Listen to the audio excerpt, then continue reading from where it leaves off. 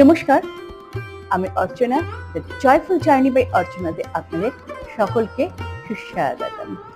আগামী 7ই সেপ্টেম্বর 2024 সালে পড়েছে গণেশ চতুর্থী। আমরা প্রত্যেকেই বাড়িতে ছোট করে হোক বা বড় করে হোক অবশ্যই গণেশজির আরাধনা করে থাকবো।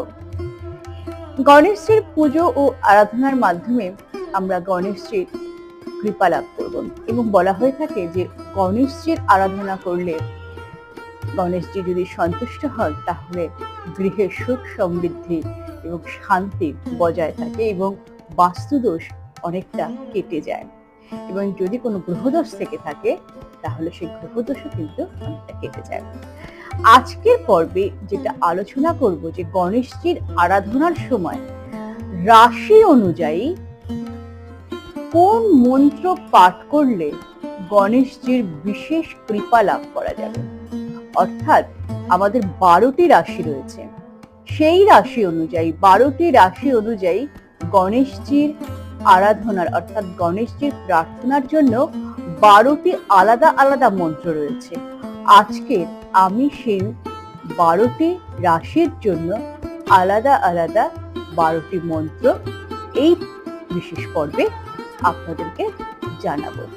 তাই ভিডিওটি কোনো রকম ভাবে স্কিপ করবেন না এবং লাইক তো করবেনই, সাথে সাথে শেয়ার করে সকলকে জানানোর সুযোগ করে দিন।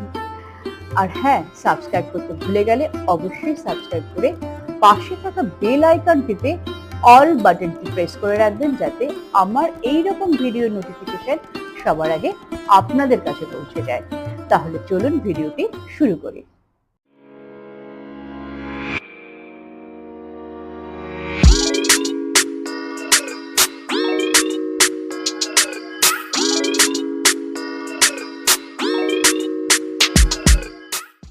সঠিক মন্ত্র উচ্চারণের মাধ্যমে আমরা গণেশজির কৃপা লাভ করব।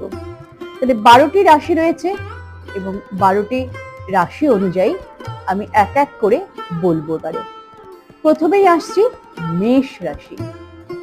মেষ রাশির ক্ষেত্রে গণেশজির নাম হলো বক্রতুণ্ড। তাহলে মন্ত্রটি হলো ওম বক্রতুণ্ডায় নমঃ। বৃষ রাশির ক্ষেত্রে গণেশজির নাম হলো একদন্ত এবং মন্ত্র হলো ওম একদন্তায় নমঃ। মিথুন রাশির ক্ষেত্রে গণেশজির নাম হলো কৃষ্ণ পিণ্ডাক্ষ এবং মন্ত্র হলো ওম কৃষ্ণ পিণ্ডাক্ষায় নমঃ। কর্কট রাশির ক্ষেত্রে গণেশজির নাম হলো গজবক্ত্র এবং মন্ত্র হলো ওম গজবক্ত্রায় নমঃ। সিংহ রাশির ক্ষেত্রে গণেশজির নাম হলো লম্বোদর এবং মন্ত্র হলো ওম লম্বোদরায় নমঃ। কন্যা রাশির ক্ষেত্রে গণেশজির নাম হলো বিকট এবং মন্ত্র হলো ওম বিকটায় নমঃ। তুলা রাশির ক্ষেত্রে গণেশজির নাম হলো রাজেন্দ্র, মন্ত্র হলো ওম বিঘ্ন রাজেন্দ্রায় নমঃ। বৃশ্চিক রাশির ক্ষেত্রে গণেশজির নাম হলো ধূম্রবর্ণ এবং মন্ত্র হলো ওম ধূম্রবর্ণায় নমঃ। ধনু রাশির ক্ষেত্রে গণেশজির নাম হলো মহোদর এবং মন্ত্র হলো ওম মহোদরায় নমঃ। মকর রাশির ক্ষেত্রে গণেশজির নাম হলো বিনায়ক এবং মন্ত্র হলো ওম বিনায়কায় নমঃ। কুম্ভ রাশির ক্ষেত্রে গণেশজির নাম হলো গণপতি এবং মন্ত্র হলো ওম গণপত্যায় নমঃ। মীন রাশির ক্ষেত্রে গণেশজির নাম হলো গজানন এবং মন্ত্র হলো ওম গজাননায় নমঃ। এই যে মন্ত্রগুলো বললাম রাশি অনুযায়ী, এই মন্ত্রগুলো কিন্তু শুধুমাত্র গণেশ পুজো অর্থাৎ গণেশ চতুর্থীর দিন নয়, প্রত্যেক দিন পাঠ করা উচিত। যেটা নিয়মটি হলো এইরকম যে স্নান করে শুদ্ধ বসনে অবশ্যই শুদ্ধ আসনে বসতে হবে। বসে প্রথমে যে 12টি মন্ত্র বললাম এই 12টি মন্ত্র আগে বলতে হবে।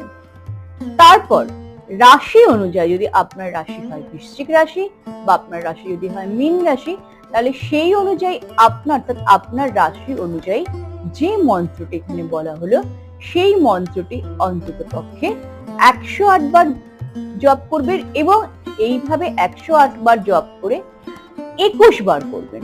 তাহলে আপনি অনেক ভালো উপকার পাবেন। আশা রাখি আজকের ভিডিওটি আপনাদের খুব ভালো লেগেছে এবং তাহলে আসছি পরবর্তী ভিডিও নিয়ে। ততক্ষণ ভালো থাকুন, সুস্থ থাকুন এবং আনন্দে থাকুন।